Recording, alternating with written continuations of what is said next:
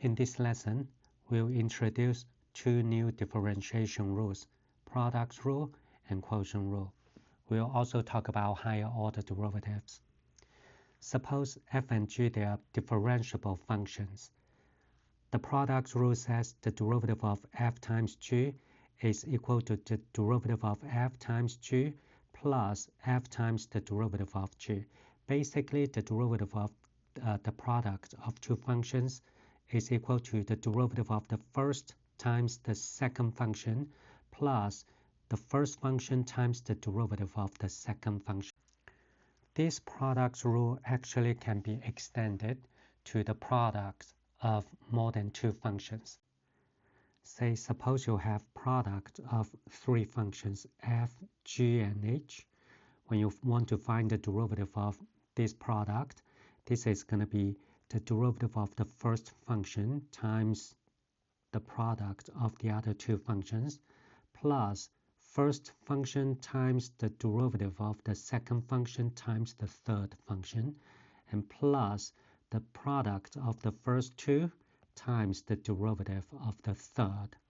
And you can extend this for more than the product of even more functions. The second rule is the quotient rule. The quotient rule says the derivative of f over g is equal to the following. In the denominator, it will be the square of the denominator. On top, in the numerator, it's going to be g of x, which is the denominator here, times the derivative of the f, which is the derivative of the numerator in the original quotient, minus the numerator times the derivative of the denominator, provided the g of x is not equal to 0. Oftentimes, so you have to find a way to memorize this one. I'm going to call the denominator function g as, say, this is on the bottom of this quotient. I'm going to call it a low function, low on the lower part, right?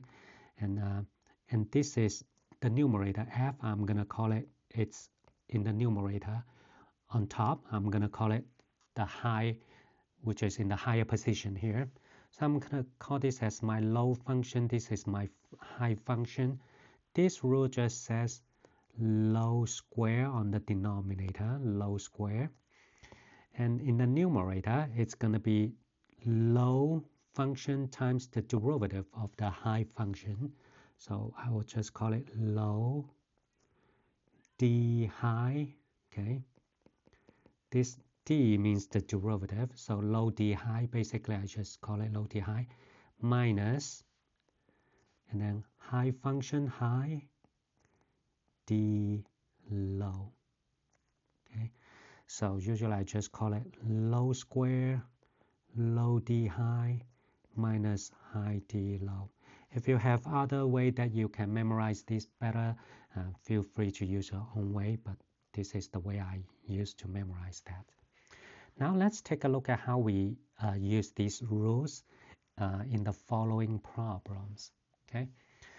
First of all, we have the first function here. We have a product of two functions. The first function is x squared. The second function is grouped inside this parentheses, 2 square root of x plus 3. Now, according to the product rule, the derivative of f is going to be the derivative of the first function, times the second function plus the first function times the derivative of the second function. The derivative of x squared is 2x times 2 square root of x plus 3 plus, now the derivative of this guy, so quickly recall that the derivative of square root of x, you can rewrite it into the power form, the exponent form, and then use the power rule, right? It's going to be 1/2 times x to the, so subtract the exponents by 1, which is 1 half minus 1 is negative 1 half. And this is the same as 1 over 2 square root of x. So therefore, for the second part of here, so we have x squared times, here we have 2 times the derivative of square root of x, which is this guy. It will be 1 over 2 square root of x. And the derivative of 3, which is constant, will be 0. So this is what we have. And now we can actually simplify it. 2x times 2 times 2 square root of x. This is 1x to the 1 half. X times x to the 1 half. We have x to the 3 halves plus 6x. And here 2 is cancelled. And x squared. And on the bottom is x to the 1 half. So the exponent, the difference of the exponent 2 minus 1 half, which is 3 halves, right? So plus x to the 3 halves. And we combine these two terms together. We have 5x to the 3 half plus 6x. Now, actually, you don't have to use product rule every time you see a product. Sometimes it might be easier to rewrite this product to change it into a form that is a little simpler for the purpose of differentiation. For instance, this particular problem, you can actually expand it, change that into the power form. So x squared times 2 square root of x, this is x to the 1 half. It is equal to 2 times x to the 5 half, right? 5 half. And plus 3x squared. Now we can use the power rule to find the derivative of this expanded form. So we have 2 times 5 over 2x raised to, we have to subtract this by 1, which gives you 3 half plus 3 times the derivative of x squared, which is 2x. It gives us 6x. And we can cancel the 2. And we have 5x to the 3 half plus 6x. So you can definitely see that this approach seems a little bit easier than this one. Here, for the practice purpose, we use product rule again.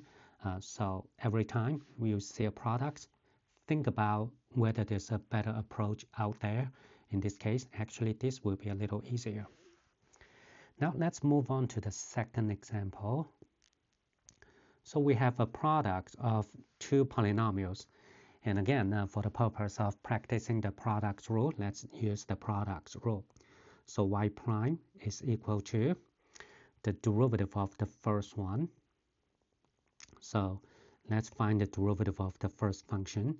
So 8, maybe at the beginning, I'm going to write this whole process down. But in fact, if you feel comfortable, you can write the derivative immediately. So plus the first function times the derivative of the second function. And now this is equal to derivative of 8 is 0, and derivative of the second one will be negative 3x squared times x squared plus 4. Plus now 8 minus x cubed times the derivative of the second function, which gives us 2x. This is constant, so the derivative will be 0. So times 2x. This is equal to negative 3x to the 4th minus 12x squared plus, well, let's continue to expand it, 16x minus 2x to the 4th. So now combine the like terms. We have negative 5x to the 4th because these two are the like terms. And no more like terms, let's just write the other terms. Minus 12x squared and plus 16x. All right, let's continue. For the next example, that involves a trigonometry, so it's good time for you to review the rule for the differentiation rule for the trigonometric functions, is specifically sine and cosine. Now here we have no other shortcut, so we'll just have to use product rule. The rule says derivative of the first one, the derivative of x squared, which is 2x, times the second function plus the x squared times the derivative of the second function. The derivative of cosine x is negative sine x. Well, because I know this is negative sine x, there's another negative sign, so it becomes positive sine, right? Sine x. Okay, all right, this is the derivative for this problem. Now let's move on to the number 4. Number 4, now we have a quotient here, definitely.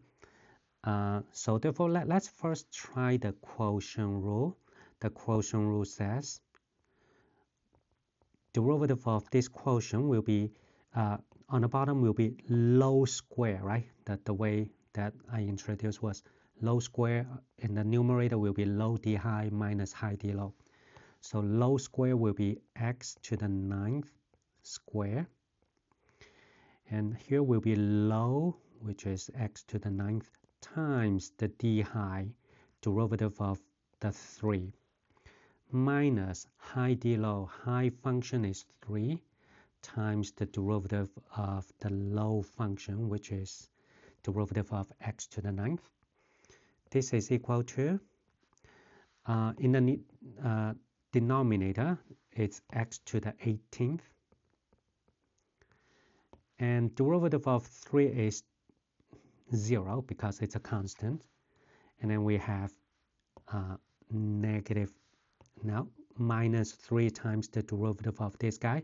Derivative of this is 9x to the 8th. So 9 times negative 3 is negative 27 x to the 8th. Now we can simplify. This is going to be negative 27 over x to the 10th. All right, this is how we use quotient rule. However, this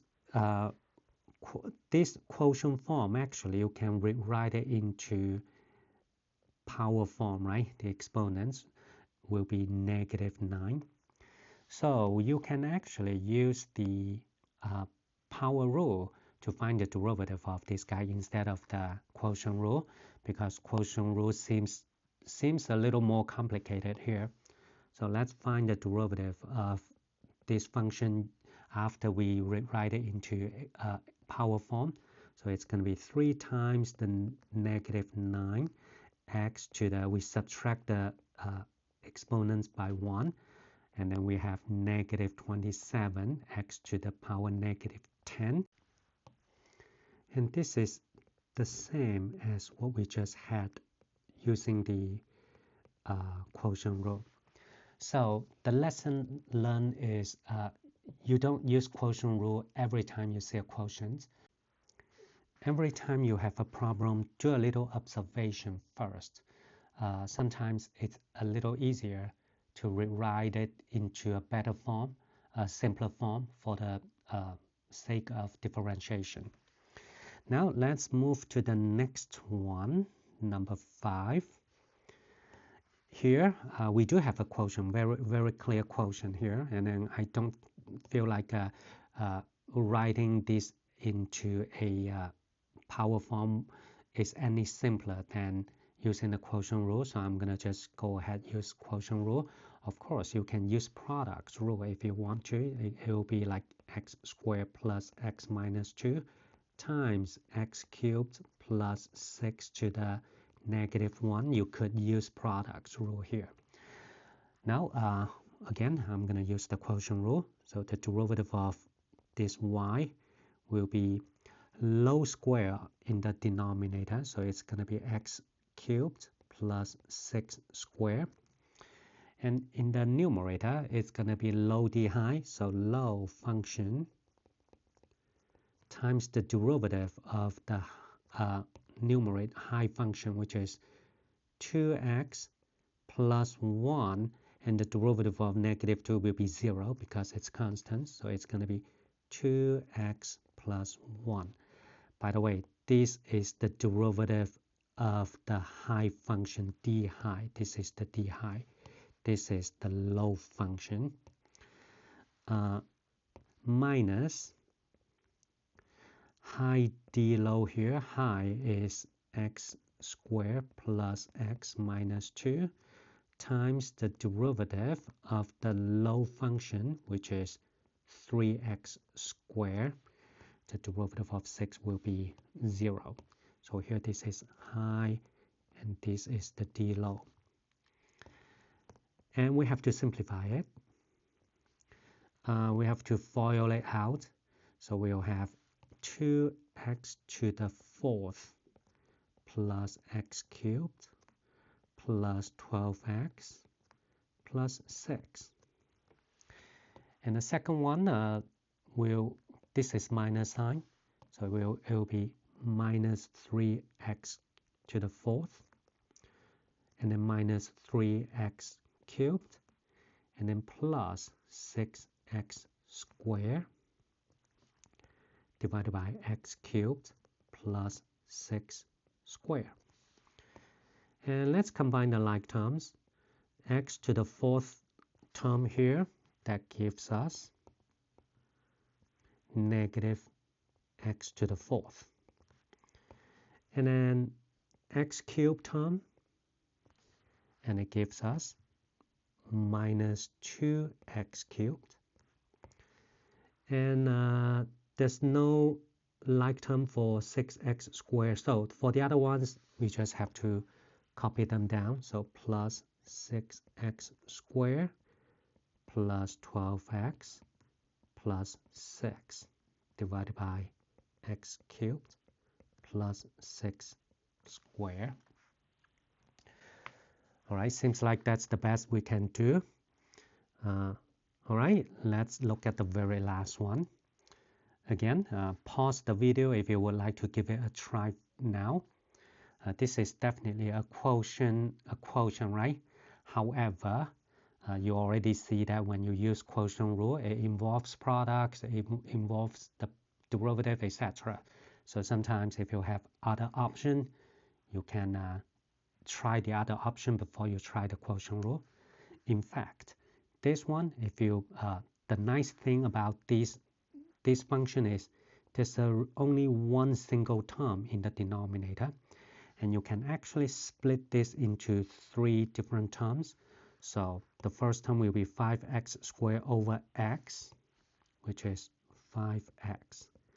The second term will be 4x over x, which is just 4. The very last one will be -1 over x. So instead of using the quotient rule, I can use the power rule to differentiate this guy, right? And just a quick review. How do you find the derivative of 1 over x? You can write it as x to the -1. Instead of using quotient rule, I prefer to use the power rule here. And this is -1, x to the -1 minus 1, right? So it's going to be -1 over x squared. So now we are going to find the derivative of the y. Derivative of 5x is going to be 5. Derivative of 4 is this is constant, so derivative will be 0. And derivative of this guy, it will be, derivative of 1 over x, it creates a negative sign. There's a negative sign. It becomes positive 1 over x squared. And you can give a try to on using the quotient rule. It will be more a little longer process. So again, the lesson again, just like what we learned here, you don't use the quotient rule every time you see a quotient. Sometimes rewriting it can be easier. Now next, in an earlier lesson, we introduced two rules. The derivative of sine is cosine, and derivative of cosine is negative sine. We're going to introduce four more rules for those trigonometric functions. Derivative of tangent x is secant x squared. We're going to see how we can actually prove that. Derivative of cotangent x is negative cosecant x squared. Derivative of secant is product of secant and tangent. Derivative of cosecant is negative cosecant and cotangent. It will take a little memorization. However, there is some pattern here. You can see that the derivative of those c functions, they always come with a negative sign.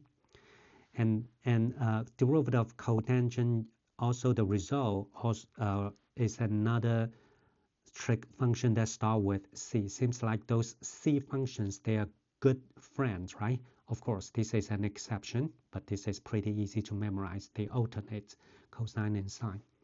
And derivative of cosecant function, again, derivative of those trig functions starting with c, they always have a negative sign. And it's also a product of the two trigonometric functions that start with c, cosecant, cotangent.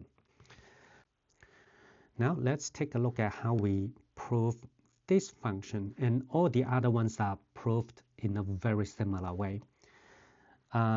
When we prove derivative of tangent, the tangent is equal to sine over cosine, and this is a quotient, so therefore we are going to use the quotient rule.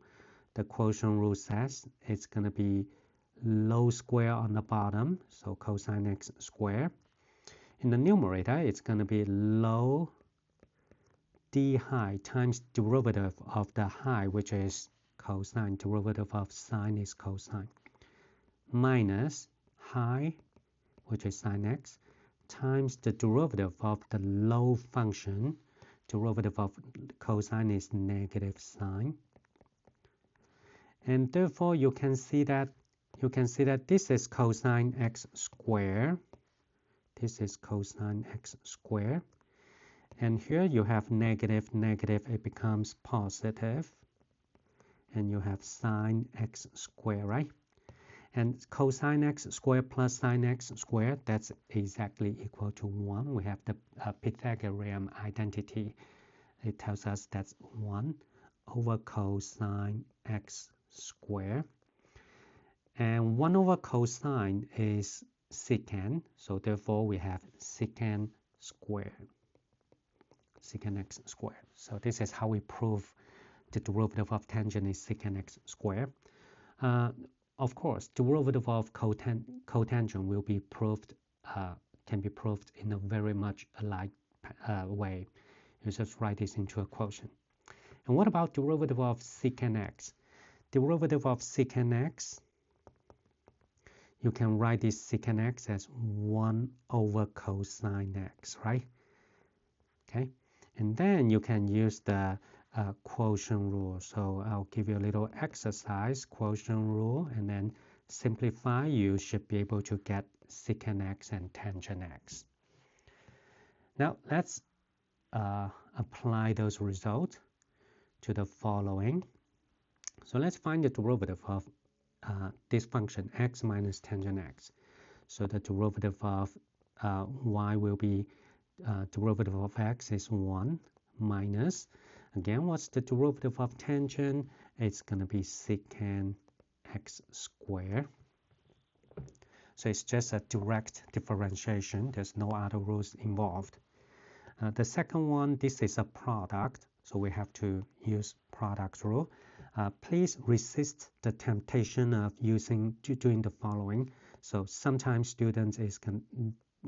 some students like to do that. derivative of that is y is x prime times the derivative of second function. This will be incorrect, right? We have to use product rule. So resist that temptation. Always follow the rule. So y prime is equal to derivative of the first function, which is 1, times the second function. So basically, it's going to be secant x. So basically, derivative of x is 1 times secant x, which is just secant x, plus first function, which is x, times the derivative of the secant x, which is secant x tangent x. Well, let's write this in a little cleaner. We don't really need this one.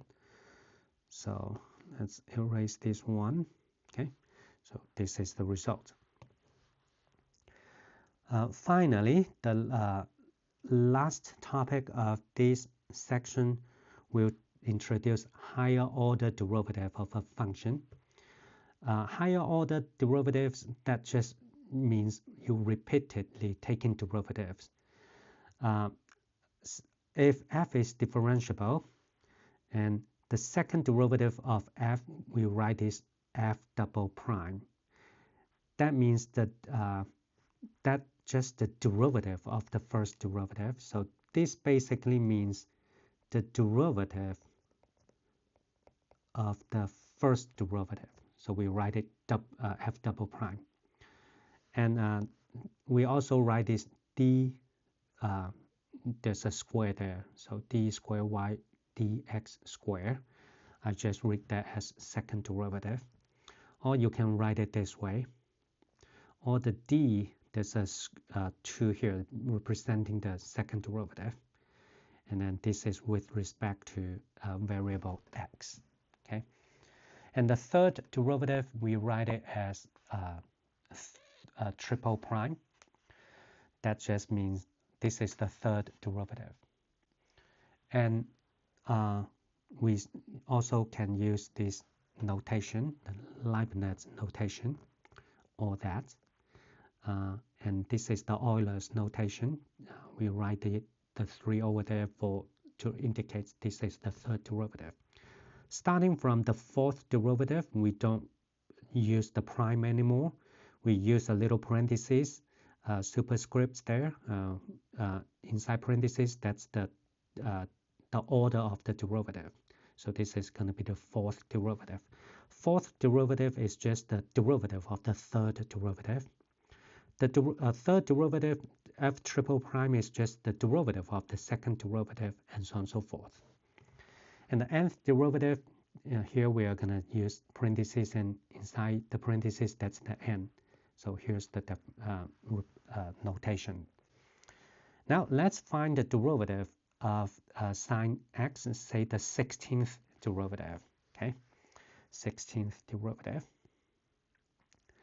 So let's start with writing this function y is sine x. The first derivative of sine is cosine x. And second derivative is just the derivative of the first derivative, right? So basically it's just derivative of the previous result, and we get negative sine x. And the third derivative will be the derivative of the previous result, which is negative cosine x. Derivative of sine is cosine. There's a negative sign there. Now, the next derivative, the notation we are going to use, we don't write 4 primes. We just write the parentheses, and then inside the parentheses, we write a 4. So it's going to be the derivative of the third derivative. And the derivative of cosine is negative sine. There's another negative, so it becomes sine x. At this moment, you might say, okay, it actually it repeats, right? So it comes back to sine x, and then therefore you can predict that the fifth derivative is actually the same as this guy, which is cosine x. The sixth derivative will be the same as this guy, negative sine x. And the seventh derivative will be the same as the third derivative, which is negative cosine x. And therefore, the eighth derivative, it repeats. So it repeats. And in a cycle of 4, right? Cycle of 4. So basically, you just need to, when you want to find the 16th derivative, you just divide this number by 4 and look at the remainder. If the remainder is 0, it's going to be this result. If the remainder is 1, then it's going to be this result. And remainder is 2, it will be that. Remainder 3, it will be that. So for 16, the 16th derivative, because 16 is a multiple of 4, I know it has to be equal to this guy, okay? If you say, okay, let's find the derivative of the 2025th derivative, because when you divide 2025 by 4, the remainder is 1.